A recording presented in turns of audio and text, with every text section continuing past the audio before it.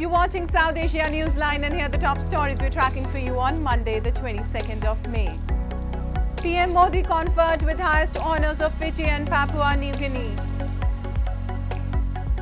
Situation going to be worse than Sri Lanka, says Pakistanis over economic crisis.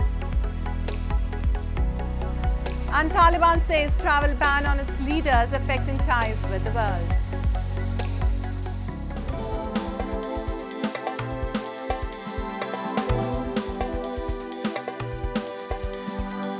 And now for all the details. Indian Prime Minister Narendra Modi was on Monday conferred with the highest civil honours of Papua New Guinea and the Fiji during his visit to attend the 3rd India-Pacific Islands Cooperation Summit, FIPIC. The honour was conferred to the Indian PM by both the nations in recognition of his global leadership and spearheading the cause of Global South. During the FIPIC summit, PM Modi announced a 12-step action plan by India for the Pacific Island nations and reaffirmed India's commitment to strengthen the partnership. Papua New Guinea's Prime Minister James Marape also asked PM Modi to advocate for their issues and called him the leader of the Global South. The issues that are facing the Pacific Island nations, especially the smaller ones amongst us, are heard in its right context and given support by you, the leader of the Global South. And I put to you as the leader of the third realm, the third group, the third block of nations that must emerge. Those are the emerging nations, and we will rally behind your leadership at global forums. Later in the day, PM Modi reached Australia, the last leg of his three-nation tour. He's scheduled to hold bilateral meeting with Australian counterpart Anthony Albanese and address the India diaspora in Sydney during the three-day visit. And the third G20 Tourism Working Group meeting began on Monday in Srinagar, the summer capital of the Indian territory of Jammu Kashmir, amid tight security.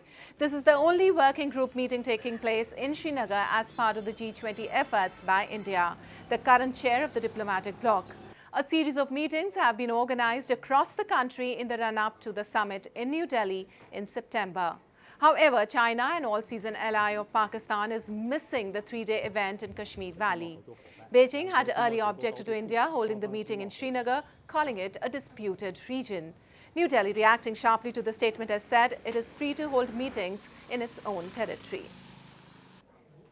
Well, Pakistan's ex-PM and opposition PTI chief Imran Khan has claimed there are 80% chances of his arrest on Tuesday when he will be in Islamabad to pursue pre-arrest bail in various cases.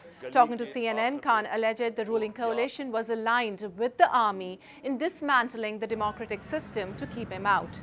He said he had no conflict with the establishment and added, how could someone win by taking on their own army? Khan also raised concerns over his party workers getting arrested and the action on his supporters, which he said is aimed at dismantling his party. This comes as the Pakistan government has decided to prosecute protesters who were involved in arson under the Army Act after violence erupted on May 9th following Khan's arrest in a graft case.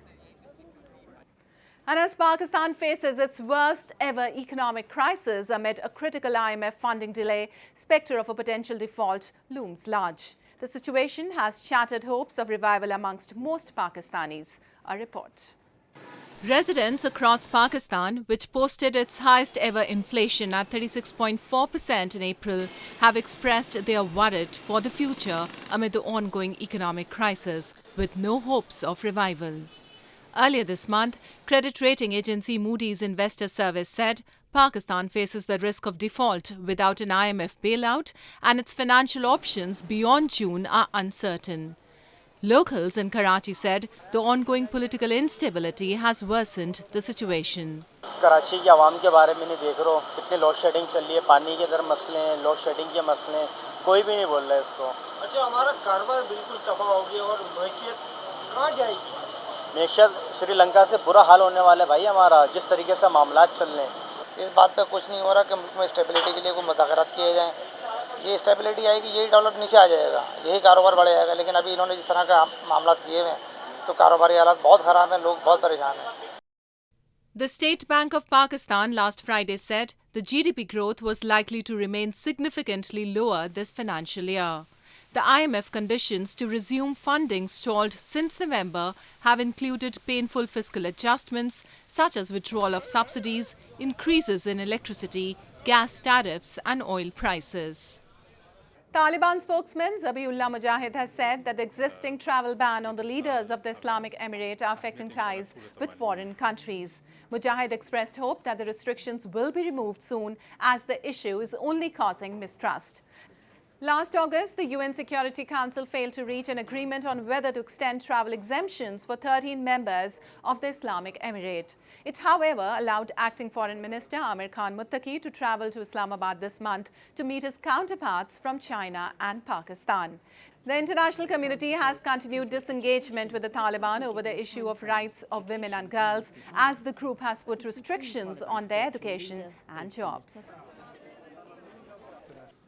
And Nepal's former Prime Minister K.P. Sharma Oli assailed the government in a debate over its policies and programs in the parliament on Sunday.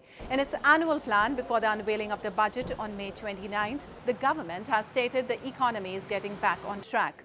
Oli, the chief of CPN-UML party, said that the government is acting like Nero, who played the flute while Rome was burning. He said that economic indicators pointed that the country's economy was facing recession. But the government has not even realized this fact in the document. The National Statistics Office earlier this month said the $40 billion economy could grow by just 1.68% this year, compared to a government target of 8% due to a contraction in manufacturing, construction and trade.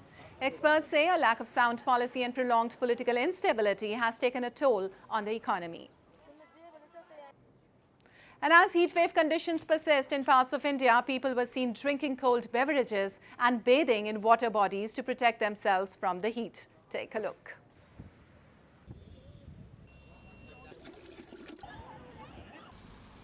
People across India on Monday drank cold beverages and bathed in rivers to keep their bodies cool as the heat wave has tightened its grip over the region. While juice and gram flour beverage kiosk provided relief to commuters in the scorching sun in Patna city, people in Chandigarh ate ice creams and sipped cold drinks to tackle the hot weather, with the temperatures rising beyond 40 degrees Celsius. गर्मी में जैसे सुबह गांधी मैदान आया, बहुत ज़्यादा गर्मी लग रहा है। सत्तू पीने से पेट भी ठंडा हुआ, स्वास्थ्य भी ठीक रहा। Meanwhile, people in northern Prayagraj also resorted to taking a dip in River Ganga as the temperature hovered above 40 degrees Celsius. Summers in India are a difficult time when soaring temperatures lead to diseases and sometimes even deaths. भैया गर्मी बहुत ज़्यादा, ये समझ लीजिए जैसे ऊपर से तापमान नहीं एकदम से अंगारे बरस रहे हो। इतना ज़्यादा इंसान यहाँ गर्मी से परेशान हो चुका है। हर व्यक्ति को आप यहाँ देख लीजिए, दूर दूर तक यहाँ ज़्यादा से ज़्यादा भीड़ दिखेगी। हर इंसान आया है, नहा रहा है। Well, that's all in tonight's edition. It's the same time tomorrow.